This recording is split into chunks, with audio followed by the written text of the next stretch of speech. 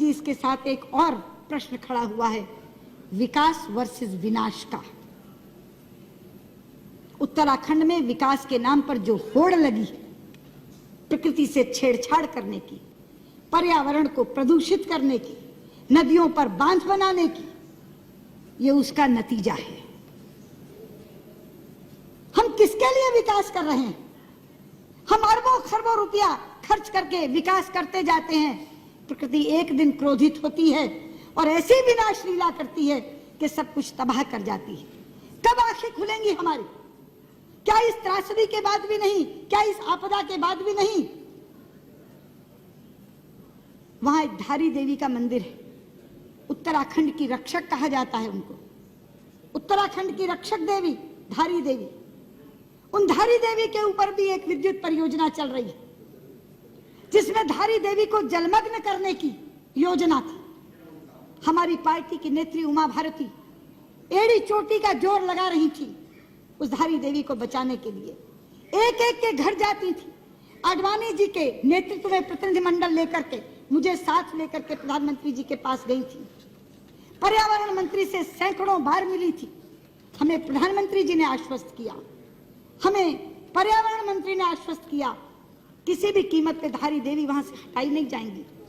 धारी देवी की मूर्ति अलग है, मगर धारी देवी वो शिला है जिस शिला को बचाने के लिए हम कह रहे थे। लेकिन सभापति जी, आप जानते हैं ये मात्र संयोग नहीं है। मैं सदन के लोगों को बताना चाहती हूँ, उधर 16 जून को धारी देवी जलमग्न हुई। उसी दिन धारी देवी जलमग्न हुई और इधर केदारनाथ में जल प्रलय आया, जो ऐसा जल प्रलय आया जो हजारों जिंदगियों को लील गया, जो एक विनाश की लीला करता हुआ चला गया। हमारे शास्त्रों में एक श्लोक है, अपूज्याम यत्र पूज्यन्ते पूज्यानां तु व्यतिक्रमा त्रीणि तत्र भविष्यन्ति दुर्भिक्षम मरणम भयम। जहां अपूज्य लोगों की पूजा होती है मगर पूज्यों का तिरस्कार होता है, वहां 3 चीजें घटती हैं, अकाल, मौत और भय। ये वहां की पूज्या उत्तराखंड की रक्षक देवी धारी देवी का तिरस्कार हुआ और तीनों चीजें आ गई। लोग भुखमरी से भी मर रहे हैं, मौत का भी तांडव हो रहा है और भय भी वहां व्याप्त है। इसलिए मैं कहना चाहती हूं, ये जो विकास वर्सेस विनाश का प्रश्न है, ये आज मुंह बाए खड़ा है। वहां गंगा जी के ऊपर कितने बांध बन रहे हैं आप जानते हैं। योजना आयोग की चतुर्वेदी समिति ने गंगा, भागीरथी और अलकनंदा पर 70 बांधों की स्वीकृति दी है। 70 बांधों की। आज रेवती रमन जी यहां बैठे नहीं है, 2-2 बार चर्चा कराई है इस सदन में उन्होंने। हम सब सांसदों को साथ लेकर प्रधानमंत्री जी के पास जाते हैं। सभापति जी, गंगा हमारे लिए साधारण नदी नहीं है, गंगा हमारे लिए मां है। पता नहीं आप उस दिन थे सेंट्रल हॉल में कि नहीं, मुझे आश्चर्य मिश्रित हर्ष हुआ था। इतना हर्षित हुआ था मन, जापान के प्रधानमंत्री ने केंद्रीय कक्ष में संसद के दोनों सदनों के सांसदों को संबोधित करते हुए जब गंगा जी का नाम लिया था तो गंगा मैया कहा था। वो लोग हमारी भावना की कद्र करते हैं, वो हमारी आस्था की कद्र करते हैं।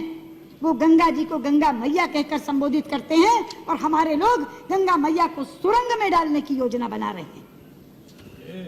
गंगा जी की धारा अविरल बहे, गंगा जी की धारा निर्मल बहे, इसके लिए हम लोग प्रयास में लगे हुए हैं। लेकिन गंगा जी को जो लोग सुरंग में डालना चाह रहे हैं, उस उत्तराखंड के लोगों को इस तरह की आपदाएं सहनी पड़ रही हैं, जिसका शिकार पूरे का पूरा देश बनता है।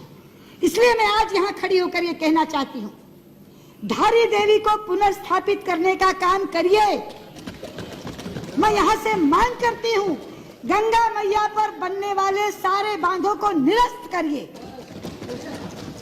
जितना मर्जी पैसा उस पर खर्च हो चुका होगा, जो पैसा आपके राहत और पुनर्वास पे खर्च होने वाला है वो उससे कहीं कम होगा। जितना मर्जी पैसा खर्च हो गया हो, मत दिखाइए हमें वो एस्टिमेट्स, मत बताइए कि इतना पैसा खर्च हो गया।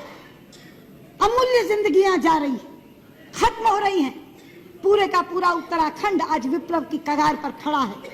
इसलिए मैं आपसे कहना चाहती हूं, गृह मंत्री जी, गंगा मैया पर बनने वाले सारे बांध निरस्त कर दीजिए।